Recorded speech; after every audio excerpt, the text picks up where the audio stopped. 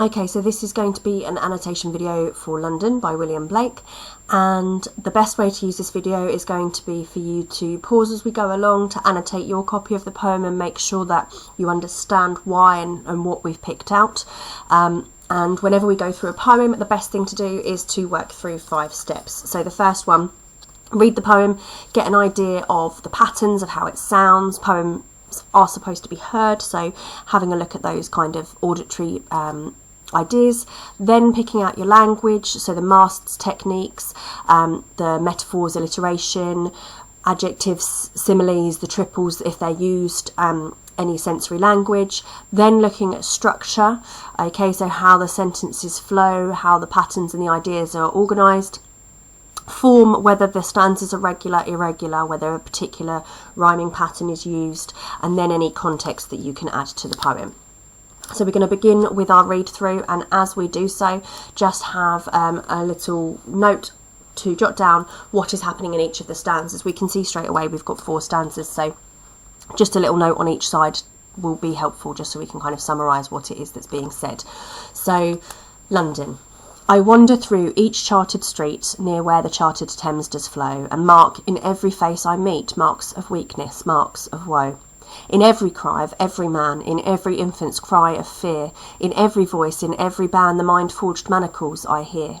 How the chimney sweepers cry, every blackening church appalls, and the hapless soldier's sigh runs in blood down palace walls. But most, through midnight streets, I hear how the youthful harlot's curse blasts the newborn infant's tear, and blights with plagues the marriage hearse. So, in the first stanza, they're walking through the streets of London. Okay, and people are sad. We can see that through the marks of weakness and woe. Then we have more imagery, the sadness and melancholy of the citizens. Melancholy. Then we have this idea we're linking to chimney sweepers. Chimney sweepers were traditionally children, okay, so then we've got children and also soldiers' experiences that parallel one another, and we would expect children to be innocent and soldiers to uphold honour, so actually everybody is affected, but people in ways that perhaps we wouldn't necessarily expect, they find this kind of similarity. And then we have these youthful harlots, so then we've got women and children again, and the way that they are interacting. So we've read through. Now we want to go and have a look at some of those masts techniques. So the language that's been used that creates a certain tone or an atmosphere that sets up a certain idea. So if we have a look through this first stanza, I'm just going to try and zoom in a little bit to make it a bit clearer. There we go. So we've got this idea of wandering. So this is aimless, okay, and this could link to how people feel in this rough situation that they're in. Wandering is a very slow, it's not very purposeful. And they're wandering through this charted street, and this is kind of the person's observations that they see. And when it says they mark in every face they meet, this means that that's what they notice. But then we have these ideas, these kind of indications of weakness and of woe. So we've got these 2 words here, and these create a very kind of destitute tone. Destitute means that people are very desperate, they're on their last kind of hope.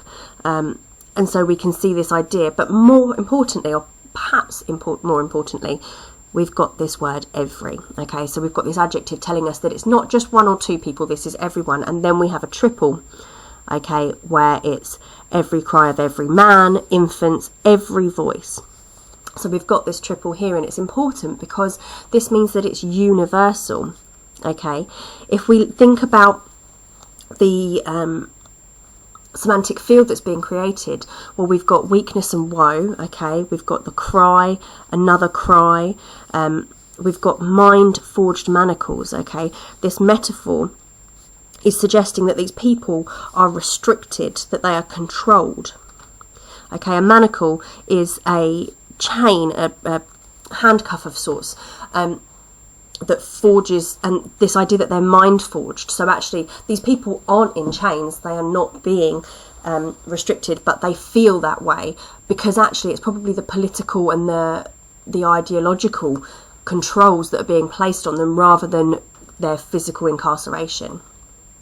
Okay, so then we move along and we have another 2 stanzas. This one moves on to the chimney sweeper's cry, and again we've got this word. So we're kind of seeing this repetition throughout, which would actually count as structural, but we can see that we've got this kind of pattern emerging, and we could refer to that as a motif, where a single symbol or an idea is repeated throughout. This idea of a blackening church is ironic. It's a juxtaposition. Church is supposed to be a place of enlightenment, but we could infer a couple of things from blackening. The first is the idea of pollution. As I said, it was during the Industrial Revolution that romantics were writing, and Blake would be considered a very early romantic, but starting to have that ideology around nature. So it could be the pollution that is marking the church, but also it could be a loss of faith. Okay, so we can interpret that in 2 ways, this juxtaposition of the 2 ideas. And then we have the hapless soldier's sigh running blood down palace walls. So this idea again of the monarchy and this contrast between the blood and the palace. Finally, in terms of our language, we've got the youthful harlot's curse. So this adjective here shows that women were desperate. A harlot is a prostitute. It's a woman who has to sell herself in order to make a living. And we can see that she's been exploited, that there's a newborn infant. So there is no protection of childhood here.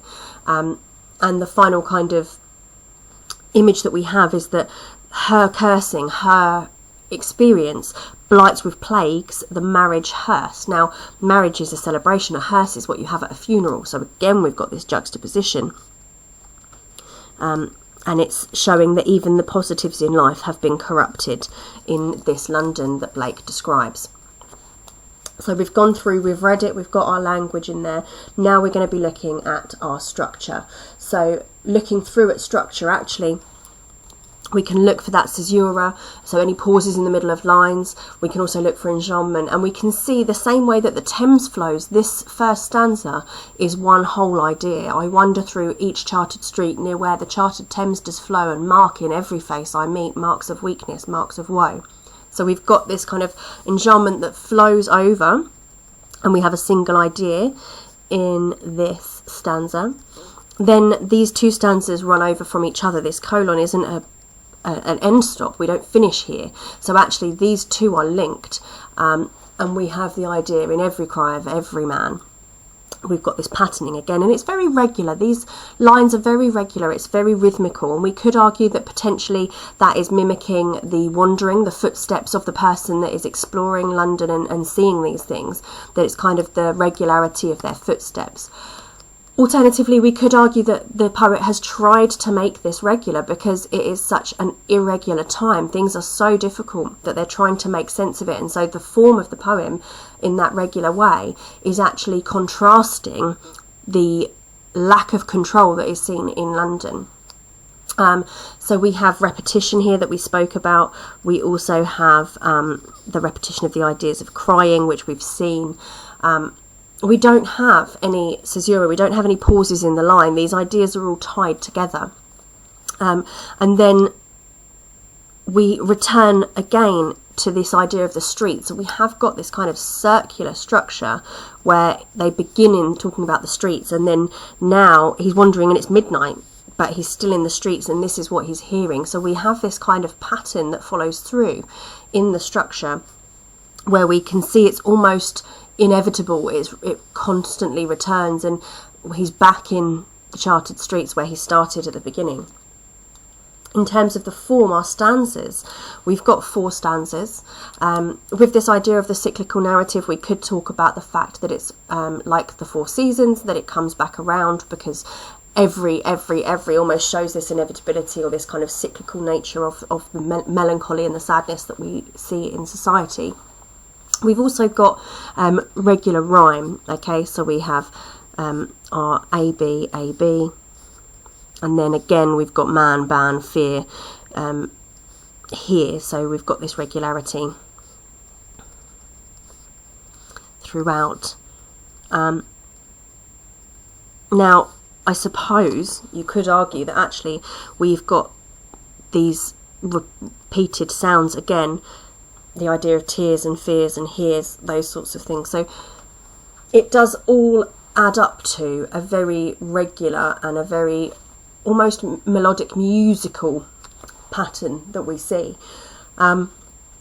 So we've looked at our read through and our general ideas. We've looked at our language in the pink, and then we've looked at structure and form in blue. The final thing is to try and introduce some context. So I'm just going to zoom it back out again, and just to give me some space to write. And actually, in terms of context, Blake was writing at a time when the French Revolution was taking place. So this idea of the soldiers' blood running down palace walls, we can link to the French Revolution, when the French people were having an uprising and they were moving against the monarch to try and get a republic, to get kind of political control of their own destinies. So that could be a direct reference. And Blake was someone who had lived in Europe as well as in Britain. He was particularly interested in this idea of popular control and populist control, and moving away from the kind of totalitarian monarchies that had been in existence before. Also, with the Industrial Revolution and the sort of the advance of technology, these ideas of blackening churches again could symbolise this kind of change in the soot industrialisation that would be more common as a result. We have these kind of links and ideas to the chartered streets, where cities were expanding at a great rate, and people were crammed in, and therefore you had an increase of population, every man, every infant, but also of illness, because illness spreads through those kind of populated areas.